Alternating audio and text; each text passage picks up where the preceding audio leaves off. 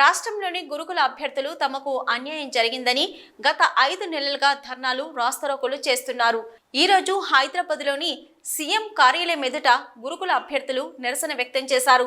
ప్రభుత్వం ఇప్పటికైనా 1:2 వచ్చిన వారందరికీ అలాగే డిసెండింగ్ ఆర్డర్ లో అభ్యర్థులకు ఉద్యోగాలు ఇవ్వాలని వారు డిమాండ్ చేశారు.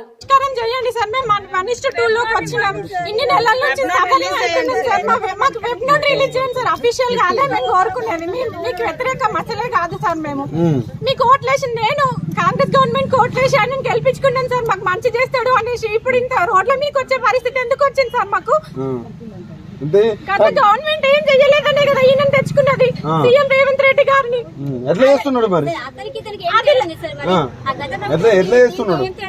మేము 1:2 లో కష్టపడి వచ్చినాం సార్. మేము కూడా మెరిట్ స్టూడెంట్లమే సార్. వాళ్ళకి ఇప్పుడు ప్రభుత్వమే తప్పు చేసింది సార్. ఫస్ట్ నుంచి చేసిన తప్పు ప్రభుత్వమే సార్. అది డిసెండింగ్ ఆర్డర్ ఫాలో అయితే మేము ఈ రోడ్ల మీదకి వచ్చే పరిస్థితి రాకపోతున్నాం. వాళ్ళు చేసిన తప్పుకి తప్పులు మా మీద శుద్ధుతుండ్రు.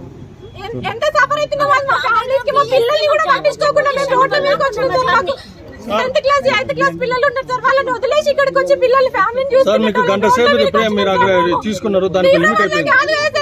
ఇంత దానికి సపోర్ట్ చేస్తున్నారు. వాళ్ళు మీరు రెచ్చగొడుతున్నారు. వాళ్ళు రెచ్చగొట్టే మనం చేయండి.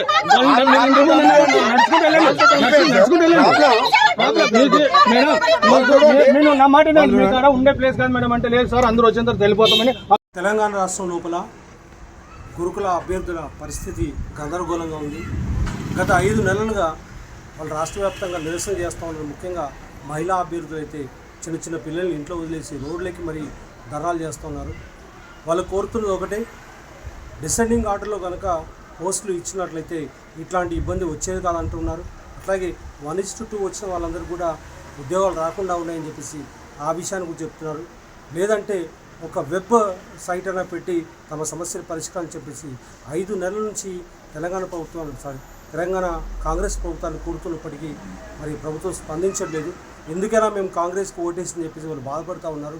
మరి గత ప్రభుత్వం తమ సమస్యని పరిష్కరించలేదు, తమకి ఉద్యోగాలు ఇవ్వలేదు అని చెప్పేసి కాంగ్రెస్కి ఓటేసి కాంగ్రెస్ ప్రభుత్వం వచ్చిన తర్వాత కూడా వాళ్ళ బ్రతుకులే మారినట్టుగా కనిపిస్తలేవు అంటూ ఉన్నారు.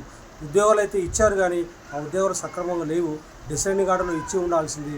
అట్లాగే 1:2 వచ్చిన వాళ్ళందరూ కూడా జాబులు వస్తే బాగుండదని చెప్పేసి రాష్ట్ర వ్యాప్తంగా వీళ్ళు మహిళా అభ్యర్థులు కావచ్చు, గురుకుల అభ్యర్థులు వేల సంఖ్యలో ధర్నాలు నిరసన చేస్తున్నారు. కానీ ఇప్పటికైనా ముఖ్యమంత్రి రేవంత్ రెడ్డి గారు ఈ విషయమై గురువులకు సంబంధించిన ఒక వెబ్ నోట్ రిలీజ్ చేయాలని చెప్పేసి నేను Vijay Kumar normal, RP7 news channel.